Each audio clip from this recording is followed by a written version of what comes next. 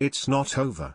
Charles trembles like an aspen leaf as Harry airing royal rift with new chapter. Prince Harry has received £17.5 million of the £35 million book deal, which includes 4 books, one to be published later this year.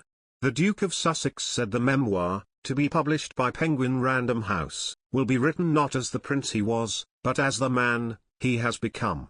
But the Daily Mail's diary editor Richard Eden claimed a new chapter will give the royal a chance to respond to stories he was offended at the Queen's funeral.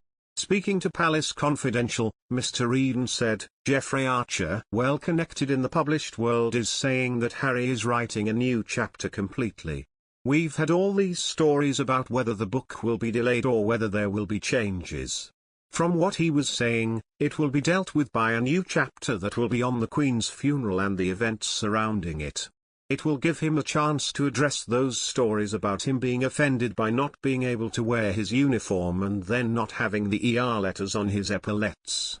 This could be a way that all the tenses are correct, referring to the Queen in the past, and then having that new chapter could be a quite elegant way to do with it.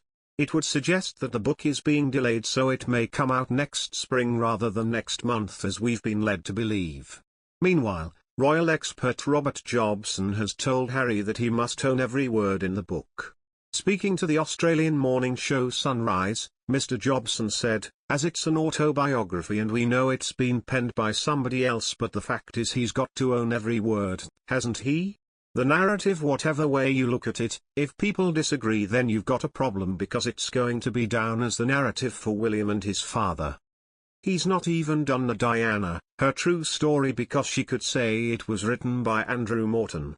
This was written by him. I don't know if he can dampen it down, because if does then the amount of money he's been paid, the publishers might turn around and say, we don't want to pay you the rest. Netflix has reportedly postponed the release of Prince Harry and Meghan Markle's at-home docuseries until 2023 following backlash against a season 5 plotline on the streamer's hugely popular show, The Crown.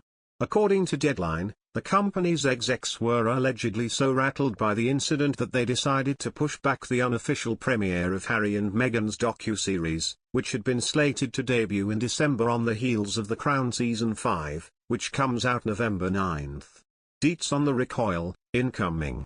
Apparently, the Season 5 episode of The Crown that, caused this SHT storm in the first place is titled Queen Victoria Syndrome. The name alludes to the former monarch's lengthy 63-year reign. The reason? There's allegedly a plotline featured suggesting that in 1991, King Charles III complained to UK Prime Minister John Major about having to wait to take over the throne, which the politician recently insisted never happened and described as malicious nonsense, per Deadline. That said, at the time there was an actual poll that ran in the UK Sunday Times arguing both that, 1, the monarchy was dated, and 2, Queen Elizabeth should abdicate the throne in favour of her son.